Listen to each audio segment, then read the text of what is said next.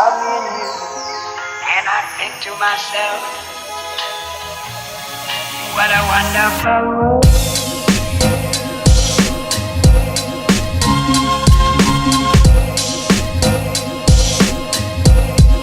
What a wonderful world.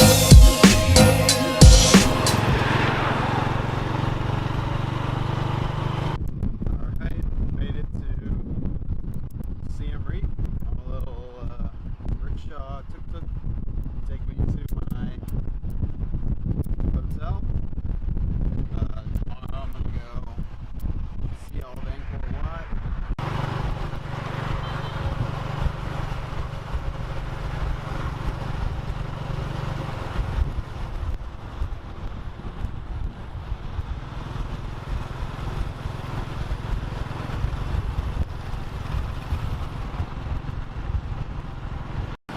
So just like in Thailand, there are no rules to the road. It's just kind of you do what you want to do. Like this guy. Yeah, so people kind of just driving wherever they want. I don't even really understand the roads. I mean, I guess maybe this is the side road. We got 3 roads, one on each side, one in the middle, and each one has lanes of traffic going all over. So at least they drive on the right side of the road over here instead of on the left. It's pretty hectic here in Siem Reap.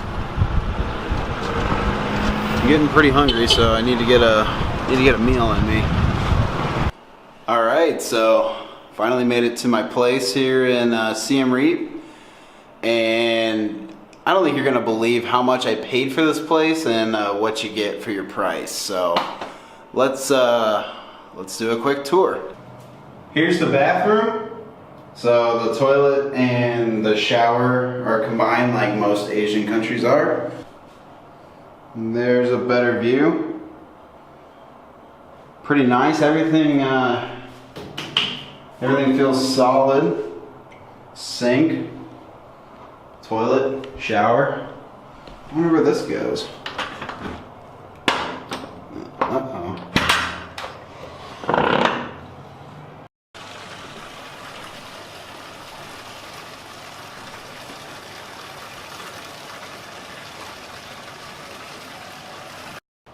Alright, moving out of the bathroom, you have the main room.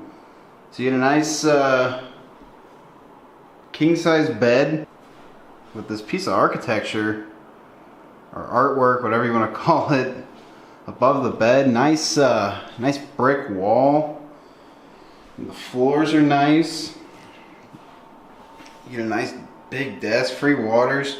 Stocked mini bar, but that costs money, so I'm gonna stay away from that. TV, wardrobe. This place is extremely nice, and if you want to know how much I paid for it, you're probably thinking, oh, you probably paid about 25 bucks a night for this place. No, not 25. 20? No, not 20. 15. Nope, not even $15 a night. This place was $11 a night. This is probably back home in the States a 3.5, close to, it's probably about a 3.5 star hotel. And it's really nice, and $11 a night. That's insanity. I mean, that's what I paid for a hostel in Koh Tao, which, yeah, it was a nice hostel. But still, I mean, I get my own room, spacious. This is the biggest room I've had since I've been in Asia. This is nice. It's got a restaurant attached to it. I think they got a spa that you can pay for and get some spa treatments. I don't know if it's got a pool. I don't remember. But yeah, so this is where I'm staying for the next, I have it booked for 2 nights. I might extend to 1 more night. I gotta decide how long I want to stay in Siem Reap, how long I want to stay in Phnom Penh, you know, when I want to go. So I'm gonna do some of that tonight and figure out whether or not I'm going or when I'm going. But yeah, so far Siem Reap's been pretty cool. It's totally different than Thailand or, you know, even Laos. I mean, you can tell that it's not doing very well. You know, there's a lot of poverty, a lot of dirt roads and stuff. It's kind of nice though, they do use the American dollar, so I'm able to use some of my money from back home that I've had saved up, and I don't have to exchange any money, which is nice. So, plus it's always nice to, you know, see the US dollar, the dollar bills from back home. Makes you feel at home. So yeah, tomorrow I have my tuk-tuk driver is gonna pick me up at right around 5 o'clock in the morning. We're gonna go to Siem Reap. I'm gonna catch the sunrise there. It's gonna be pretty epic, I hope. So yeah, I'm gonna find something to eat, crash, get a little nap in, and then maybe go out and do some exploring of Siem Reap. So see you guys when I wake up from my nap.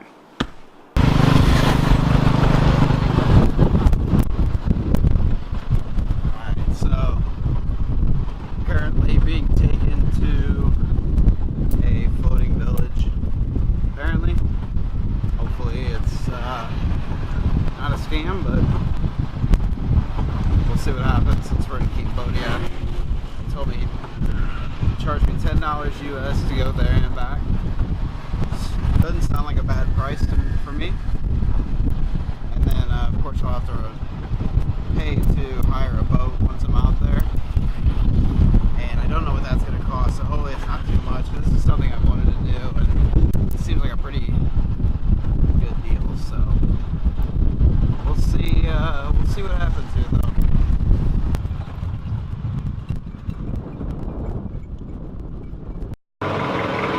Alright, so it ended up working out. It was it's gonna cost me $10 to get here and then back to my hotel on the tuk-tuk.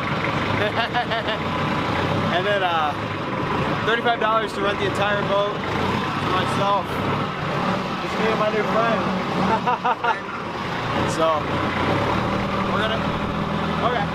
we're gonna go around Siem Lake and do some exploring.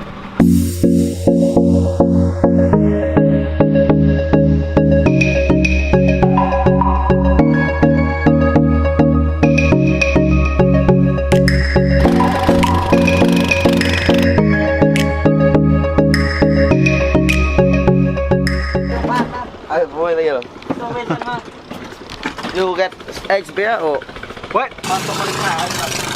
At the local market here on the lake, picking up some beers to drink while we cruise the river. That's how you do it here. beer. Yeah. One and fast. This one.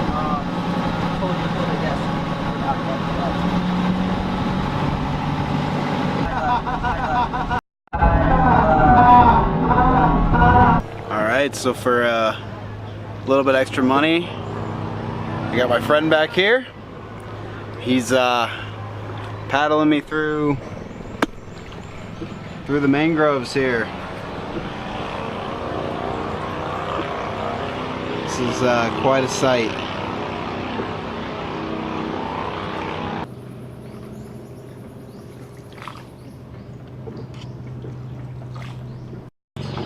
Alright, so we're still canoeing through the mangroves. So this part is actually, it's actually an extra fee on top of the money you pay to visit. This one here, crocodile. Where? Crocodile. Oh, the net? This one. Crocodile. Oh. Crocodile.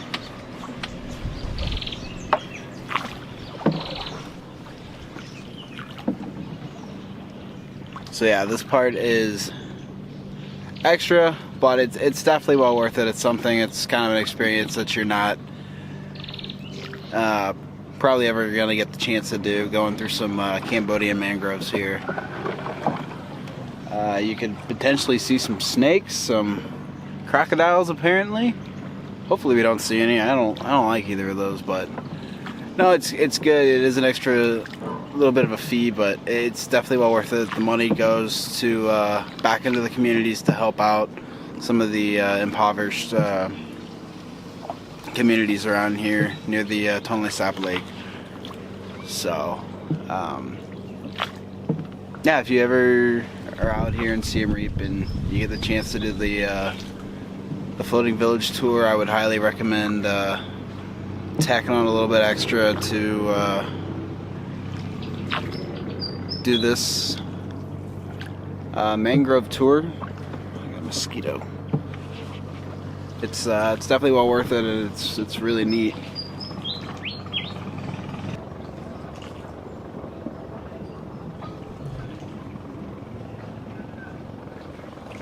This one. Monkey? Yeah. Oh, monkey! Yeah. I see.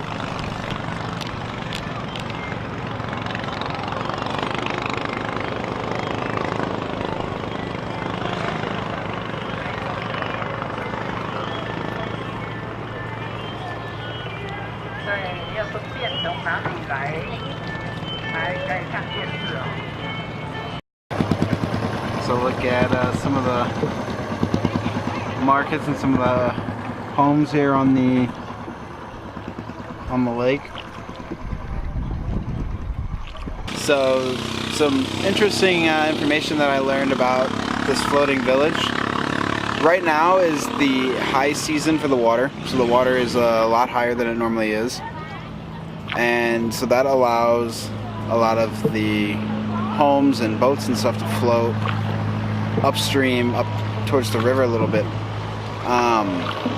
As we get into the low season, which kicks in a couple months, so right now it's August, so about I guess close to like December, January, the water level will actually go down, and that will cause everybody to have to float out more towards the river, or more towards the lake, sorry. And I thought it was pretty interesting. I didn't realize that these people actually kind of move back and forth with the water. So, you know, it's something that's really interesting. You know, I kind of figured that, you know, I'd always seen these floating villages and always thought that they kind of just stayed put in one spot, but they actually move with the you know, the high and low tides of the water. So it's very interesting. Luckily, I still haven't seen a crocodile, but you never know. One may turn up soon.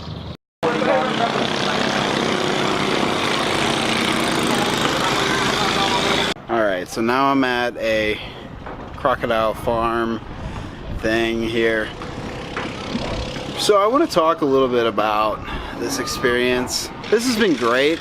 This is something I wanted to do. I wanted to come to the Tonle Sap, see the village. Unfortunately, the village is more up the river and not down in the lake area, which is kind of what I was hoping for. But you know, what are you gonna do? It all depends on the season and wet or dry and how the water is.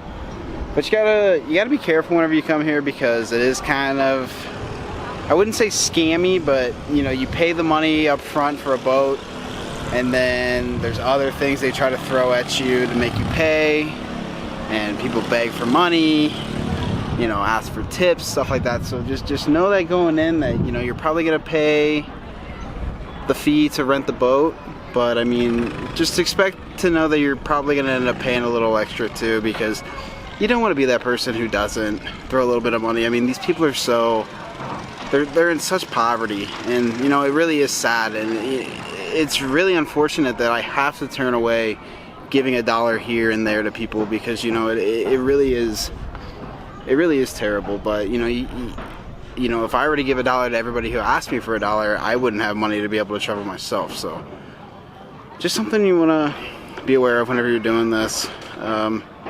Don't let them take advantage of you. You know, if there's something you don't want to do, you don't want to pay for, just don't do it. But other than that, you know, it's a really good time. And for like 50 US, you know, getting on the river, you know, paying for somebody to take you to and from, and then paying for the boat. You know, I had a private boat, so you know, if you had more people with you, it'd be even cheaper. But a private boat and a ride to and from this place, with a little bit of tip money for $50, you can't beat it. Because if you don't do it, then you know it's another thing that you didn't do. You know, it's one of those things that you just have to do when you're in Cambodia. And it really is a different experience. There's nothing like this in Western culture. There's nothing like this in the States and you know anywhere else that's in the West. So definitely something to look into. I mean, if it's not your thing, don't do it. But like I said, just be cautious about the little extras that you know that kind of come in, because otherwise you're gonna end up spending quite a bit of money, and you're gonna end up regretting the whole experience, which isn't what you want to do. So I'm gonna head back downstairs. Did my little talk away from everybody so nobody got offended. Gonna hop back in the boat and make my way back to shore. I'm gonna try some crocodile. Microphone. Yeah, so good sound. I'm gonna try some crocodile. Which one better? That one? Spicy. Alright, first time trying crocodile.